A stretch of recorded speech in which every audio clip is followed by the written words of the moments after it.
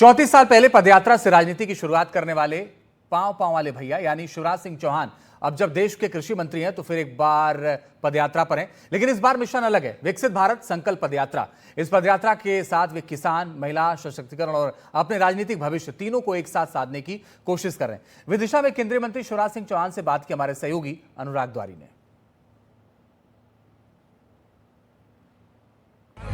25 साल बाद शिवराज जी एक बार फिर से पांव पांव चल रहे हैं। शिवराज जी, सबसे पहले तो यात्रा का उद्देश्य क्या है? इतने लंबी यात्रा आपने करी है, उद्देश्य क्या है इसका? विकसित भारत, प्रधानमंत्री जी का संकल्प, और विकसित भारत के लिए विकसित गांव और शहर। हर गांव की जनता के मन में जब यह भाव पैदा होगा कि मुझे अपना गांव विकसित बनाना और अपना भी योगदान देना है, मेरे गांव की स्वच्छता, मेरे गांव में शिक्षा, मेरे गांव में जल संरक्षण, मेरे गांव में उन्नत खेती, मेरे गांव में रोजगार, और मैं अपने नागरिक कर्तव्यों का ठीक से पालन करूंगा और विकसित बनाने में अपना योगदान भी दूंगा तो गांव विकसित बनेगा। ये जागरूकता पैदा करने के लिए विकसित भारत मंत्र के रूप में अब फैल रहा है। मैं जनता के बीच अपने क्षेत्र में निकला हूं और आप देख रहे हैं कि जनता का सैलाब विकसित भारत के संकल्प के साथ खड़ा है। क्षेत्र का परिवार तो साथ में है ही और खुद का भी परिवार साथ चल रहा है। सभी एक परिवार है, यहाँ कोई दूसरा है ही नहीं।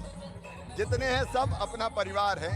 और ये मेरा भाई अपने हाथ से माला लगा बना के लाता है। देश भर के कृषि वैज्ञानिक भी पहली बार सड़कों पर उतरे, हजारों की तादाद में। आज भी सड़कों पर हैं और अभी फिर सड़कों पर निकलेंगे। वैज्ञानिक और किसान लैब टू लैंड ये जोड़ने का कार्यक्रम है। रिसर्च करके जो ज्ञान अर्जित किया है, आधुनिक कृषि पद्धति, अच्छे बीज, जलवायु अनुकूल बीज, संतुलित खाद, इन सब मुद्दों को लेकर वैज्ञानिक किसानों के पास जा रहे हैं। दोनों का संवाद खेती के उत्पादन को बढ़ाएगा, लागत को घटाएगा। दीर्घकालिक रहेगा या अभी खरीफ से सीजन के लिए भी? अभी खरीफ के लिए, इसके बाद फिर रबी के लिए। तो ये लगातार क्रम चलता रहेगा।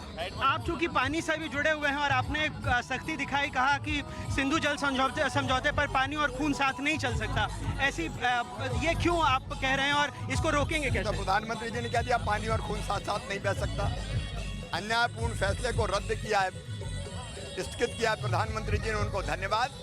पंजाब, हरियाणा, राजस्थान, जम्मू कश्मीर, हिमाचल, उनके किसानों के मन में एक नई आस जगी है। अब ये पानी उनके सूखे खेतों की प्यास बुझाएगा और फसल लहलहाएगी। बहुत सारी बातें, लेकिन विपक्ष की तरफ से जैसे राहुल गांधी और तमाम लोगों ने सवाल भी उठाए हैं, आप उनको किस तरह से जवाब देना चाहते हैं? सवाल उठाने वाले खुद सवालों के घेरे में खड़े हैं। तो अभी और कितने दिनों तक यात्रा, इसके बाद क्या कहीं और भी लेके जाएंगे? अभी ये मेरे संसदीय क्षेत्र में मेरा कर्तव्य है कि हर गांव विकसित बनाने हमारे भाई बहन आगे आए। बाकी फिर वैज्ञानिक और किसानों का संवाद वो चलेगा। तो मैं अभी अपने संसदीय क्षेत्र के एक विधानसभा में हमने ये किया है, पूरे संसदीय क्षेत्र को जगाना है। शिवराज जी, एक आखिरी सवाल ये था, कई सारे लोग आपको अगले अध्यक्ष के तौर पे भी देखते हैं, अभी इसमें आपको लगता है कि? मेरे पास जो काम है पार्टी ने दिया है, मैं केवल वही कर रहा हूँ, वही करूँगा। मैं पार्टी का कार्यकर्ता हूँ। पार्टी ने जो काम दे दिया, अभी किसानों का दिया है, ग्रामीण विकास का, प्रधानमंत्री जी के नेतृत्व में वो बेहतर करने की कोशिश कर रहा हूँ। यही मेरा धर्म है, यही मेरा जीवन है, यही मूल मंत्र है। जो काम पार्टी सौंप दे उसको करो। मेरे दिमाग में, मेरी हर सांस में खेती बसी है, किसान बसा है। बिल्कुल। एक आखिरी सवाल ये था कि कई सारे इलाकों में अभी भी जो सॉइल टेस्टिंग लैब्स हैं वो फंक्शनल नहीं है, इसको कैसे एड्रेस करेंगे? इसको राज्य सरकार भी यहाँ प्रयत्न कर रही है, केंद्र सरकार भी अपनी तरफ से ऐसी पोर्टेबल मशीन्स भी आ गई है कि जिनमें 15-20 मिनट में भी मिट्टी का परीक्षण संभव है। उस दिशा में भी बढ़ रहे हैं। बहुत बहुत शुक्रिया। तो शिवराज सिंह चौहान, केंद्रीय कृषि मंत्री, जो साफ तौर पर ऐसे पदयात्रा निकाल रहे हैं और उनका मकसद एक ही है कि गांव-गांव तक जो उन्नत कृषि है वो पहुंचे और किसानों का भला हो। अपने कैमरा सहयोगी रिजवान खान के साथ नसरुल्लाह गंज से अनुराग द्वारी, NDTV।